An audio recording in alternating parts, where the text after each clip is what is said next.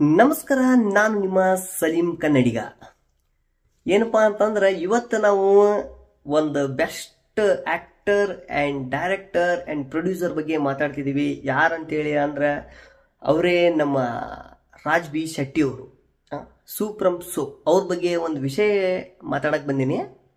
ಇಲ್ಲೊಂದು ಫಸ್ಟ್ ಇಲ್ಲಿ ಮ್ಯಾಲೆ ಇಮೇಜ್ ಹಾಕೀನಿ, ಈ ಇಮೇಜ್ ನೋಡ್ರಿ.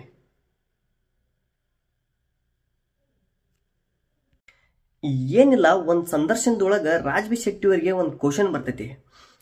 ನಿಮ್ಮ ಮೂವಿ ಒಳಗೆ ಹೆಚ್ಚಾಗಿ ಕರಾವಳಿಯ ಕಲಾವಿದರನ್ನೇ ಯಾಕೆ ನೀವು ಆರಿಸ್ಕೊಳ್ತೀರಿ ಅಂತಂದಾಗ ಅವ್ರು ಸಿಂಪಲ್ ಆಗಿ ಒಂದು ಉತ್ತರ ಕೊಡ್ಬೋದಿತ್ತು.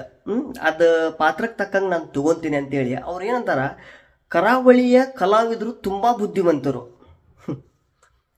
ನೋಡ್ರಿ ರಾಜ್ ಬಿ ಶೆಟ್ಟಿ ಅವರೇ, ನಿಮ್ಮ ಮೇಲೆ ನಮಗೆ ತುಂಬಾ ಅಪಾರವಾದ ಗೌರವವಿದೆ, ಅದನ್ನ ಕಳ್ಕೊಳಕ್ ಹೋಗ್ಬೇಡ್ರಿ. ತುಂಬಾ ಬುದ್ಧಿವಂತರು ಕರಾವಳಿಯ ಕಲಾವಿದರಂದ್ರೆ ನಮ್ಮ ಉತ್ತರ ಕರ್ನಾಟಕದಾಗ ಬರ್ರಿ, ಚಾನ್ಸ್ ಕೊಡ್ರಿ. ಇಲ್ಲಿ ಕಲೆಗೆ ಅರ್ಧ ಕುಡ್ದು ಬಿಟ್ರು ಅದಾರ. ಉತ್ತರ ಕರ್ನಾಟಕ ಬಂದ್ ಚಾನ್ಸ್ ಕೊಡ್ರಿ, ಒಮ್ಮೆ ದಮ್ಮಿದ್ರೆ ಚಾನ್ಸ್ ಕೊಡ್ರಿ. ಹಂಗ ಮಾತಿಗೆ ಸ್ಟೇಟ್ಮೆಂಟ್ ಕೊಡೋದೈತಂತೆ ಏನು ಕೊಡಕ್ ಹೋಗ್ಬೇಡ್ರಿ. ಹಂಗ ಮಾತಿಗೆ ಬಂದಂಗೆ ಕೊಡಕ್ ಹೋಗ್ಬೇಡ್ರಿ. ನಿಮ್ಮ ಮ್ಯಾಗ ತುಂಬಾ ಗೌರವವಿದೆ, ಒಳ್ಳೆ ಡೈರೆಕ್ಟರ್, ತುಂಬಾ ಒಳ್ಳೆ ಆಕ್ಟರ್, ಅದು ಉಳಿಸ್ಕೊಡ್ರಿ ಅಷ್ಟೇ. ದಮ್ ಇದ್ರೆ ಉತ್ತರ ಕರ್ನಾಟಕದವ್ರು ಚಾನ್ಸ್ ಕೊಡ್ರಿ, ನೋಡ್ರಿ ಅವ್ರದ್ದು ಆಕ್ಟಿಂಗ್ ನೋಡ್ರಿ.